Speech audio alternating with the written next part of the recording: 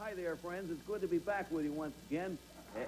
And emceeing this show, I can't tell you how much I've missed the show or how much I've been missed. But he's right here. Just get on with the business, will you? Oh, sorry. Just I read the forgot. cards. Yes, you're still here. All right. Okay. Now let's meet our next guest, a man who has written a book all about everybody's favorite subject, food. So let's meet him right now. Number one, what is your name, please? My name is James Traeger. Number two. My name is James Traeger. Number three. My name is James Traeger. Okay, James, here's the affidavit. We'll get on with it. James Traeger, am fascinated by food. So fascinated that I wrote a whole book on the subject. A fact-filled volume which is not a cookbook, but a study of the history, customs, and prejudices of the world as they pertain to food. I call my book The Food Book. And in it, one finds the news that the Indians brought popcorn for the first Thanksgiving, and the discovery that Eve didn't give Adam an apple, but an apricot. In the history of food, there are many heroes. America owes an enormous debt to Thomas Jefferson, who is reputed to have first brought ice cream, waffles, French fries, and spaghetti to these shores. However, not all foods are liked by all people. Most Americans would not agree with the Japanese fondness for pickled jellyfish or delight in that famous Arab treat of sheep's eyes. It's hard to believe that in many parts of the Orient, a favorite delicacy is the lowly cockroach. Signed, James Traeger.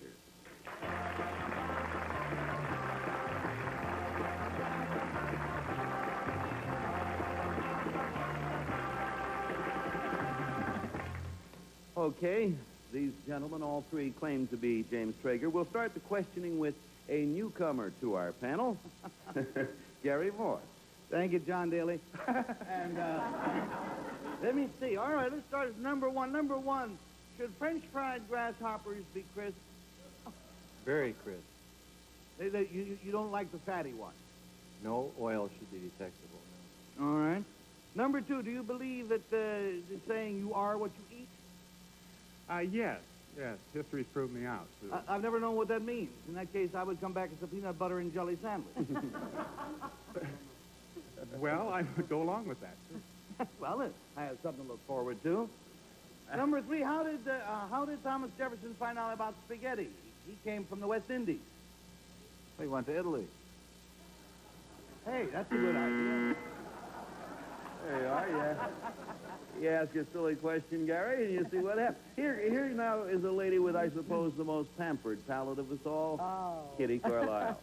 Number three, I'd like to follow that question along about we are what we eat. Is there really anything that you can eat that feeds your brain and makes you smarter? You mean like fish? I don't think there's any truth in the fish. No, you don't think that we are what we eat? To some extent, yes.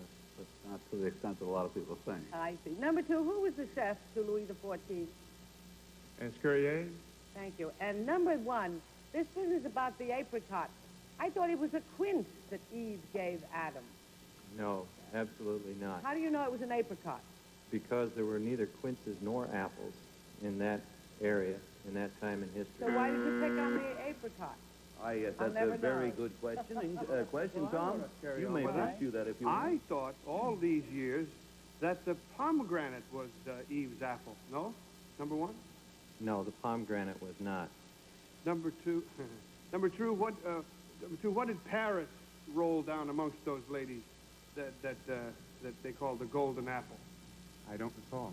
You don't know what I mean? When Helen of Troy picked up the golden apple? Yes, and I don't recall. Oh. Where did French fries actually originate, number three, if Jefferson brought them over here? I've been told that they did not originate in France. That's why I asked. Well, potatoes, of course, originated in South America, and Not Ireland? No. Where did French fries come from?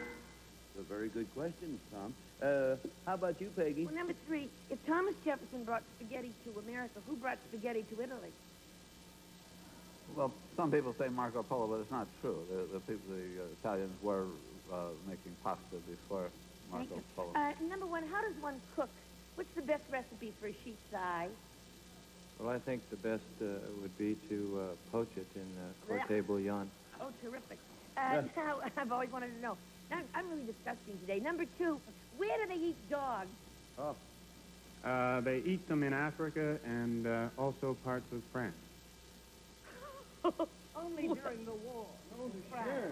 Number 1, what's the best kind of fat to cook in? Well, certainly vegetable fat, and there are a number that are... okay, that does it as far as the questioning is concerned.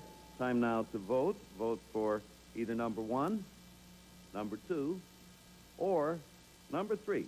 $50 for every wrong vote, and if you're wiped out and they're all wrong, $500 from the company to those gentlemen over there. Gary, you were first to question. How about your vote? Well, number 2 had a little trouble with the pronunciation of Escoffier, so I had my doubts about him. Number 1 was talking about Adam and Eve. Eve would have been better off, according to history, if she had given Adam a cold shoulder instead of all that other stuff. None of us been in trouble. I somehow or other think it's the clean-shaven one because that's the only way to eat spaghetti. I vote for number 2. All right. Kitty? Well, I didn't vote for number 2 because actually Tom seemed to know what Paris gave Helen. I didn't know, but I thought he should know. And I voted for number 3 because he seemed to have a lot of wit on the subject. And to write a book like that, I think you must have an amusing approach. All right. Tom, how about you? Well, I agree. I think that's important. None of them look terribly fat, but they're not so much interested in eating as they are in the history of food. And he knew that the well-known spud came from South America. Yeah, and I didn't know that. Yep. Irish descent. We have 1 for 2 and 2 for 3. How about you? Well, I think the chef was Vatel of Louis XIV. And also, they do eat dogs in China and Formosa and places like that. So I voted for 3 who'd surely know that that's where your Cocker Spaniel should never go. Not unless he's on a leash. We have 3 votes for number 3, 1 for 2. Will the real James Traeger please stand up?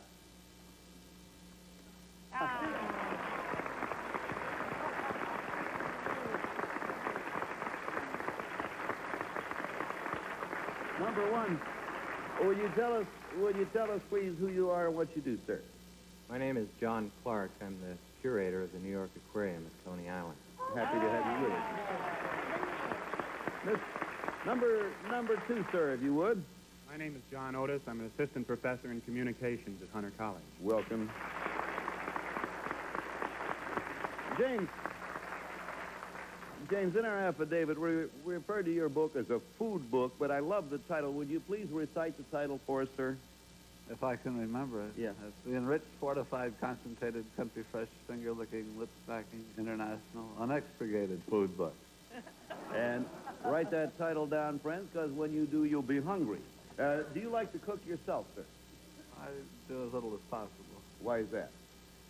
It's too hard. I eat at good restaurants and at friends' houses, and it's easier and... I see your point. Thank you, James Traeger and Imposters, for being with us on To Tell the Truth.